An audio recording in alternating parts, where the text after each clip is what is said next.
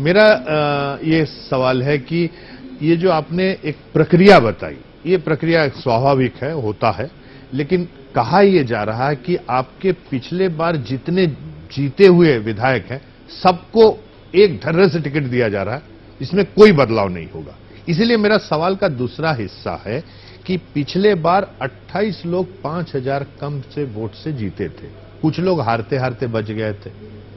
क्या आपकी पार्टी ऐसे सारे लोगों को टिकट देना चाह रही है? रवि जी, देखिए, मैंने आपको जो प्रक्रिया बताई जी, इस प्रक्रिया से जो भी नाम छन के बाहर आएंगे, उन सारे नामों पर सीसी मोहर लगाएगी। इसमें कुछ ऐसे नाम भी हो सकते हैं जिनका परफॉर्मेंस ठीक नहीं रहा हो अपने क्षेत्र में, उनकी रिपोर्ट्स ठीक नहीं हो, सर्वे में उनके नाम जो आए हैं उस पर टिप्पणियां लिख के आई हों कि इनको टिकट नहीं दिया जाना चाहिए, तो निश्चित रूप से उनके टिकट कटेंगे। और जो जीतने वाले हमारे उम्मीदवार हैं, प्रत्याशी हैं, उनको निश्चित रूप से इस बार भी पार्टी मौका देने जा रही है। ठीक है रवि जी, मैं आपके बाद फिर वापस आऊंगा। हम जाना चाहेंगे जबलपुर में सुनील दुबे के पास। सुनील दुबे समाजवादी पार्टी के नेता है और माना यह जा रहा है, जितनी भी सर्वे आ रही है या तमाम जो मैदान से जो बातें आ रही हैं, उससे ये लग रहा है कि उत्तर प्रदेश से लगी हुई जो सीटें हैं वहां समाजवादी पार्टी और बहुजन समाज पार्टी की गिरफ्त थोड़ी सी ज्यादा है। और मैं सुनील आपसे ये जानना चाहूंगा कि कई बार ऐसे होता है कि उत्तर प्रदेश में सपा सरकार में है और मध्य प्रदेश में वो अपना पैर फैलाना चाहेगी। एक आध सीटों पे आप कुछ कम मतों के अंतर से आपके कैंडिडेट हार गए, लेकिन बाकी जगह सपा की बहुत ज्यादा कुछ पिछले चुनाव में था नहीं। तो इस चुनाव में जब टिकट आप देंगे, क्या ये हारते हारते जीते हुए जो लोग हैं, इनके प्रति आपका कुछ अलग नजरिया है? क्या क्राइटेरिया है?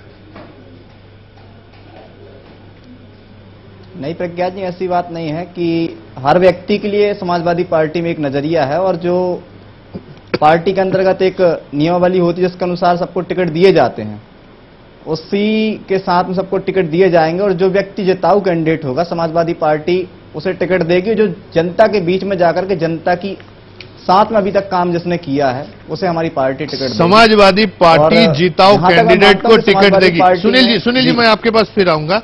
हम इंदौर जाना चाहेंगे। जीवन साहू जी हैं, वरिष्ठ पत्रकार हैं, हम लोगों के सीनियर हैं। जीवन जी, पिछले साल जैसे मैं बता रहा था, अगर हम आंकड़ों की देखें, बीजेपी के 43 और कांग्रेस के 28 लोग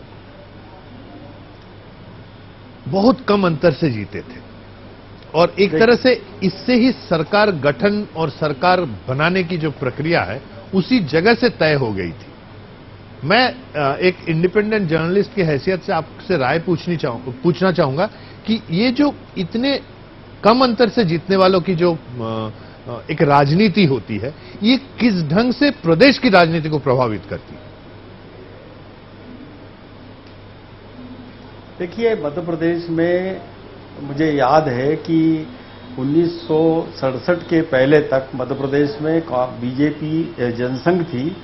तब समाजवादी पार्टी यानी पीएसपी और एसएसपी यहां विपक्ष में थे और कांग्रेस का वो मुकाबला करते थे। उस जमाने में एक तरफा रिजल्ट आते थे, कोई 10,000 से, कोई 20,000 से, कोई 25,000 से, इस तरह के जीतते थे। अब जब उसके बाद 77 के बाद जब जनता पार्टी मध्य प्रदेश में अस्तित्व में आई और जनसंघ का विलय हो गया, उसके बाद फिर भाजपा आई, सवाल इस बात का है कि आज की तारीख में किसी भी विधायक का जनाधार है ही नहीं।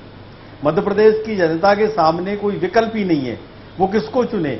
उसके सामने ये है, कांग्रेस को ये है कि नाराजी के वोट उसको मिले, कांग्रेस बीजेपी का ये है कि वो सत्ता में है, उसको लाभ मिले।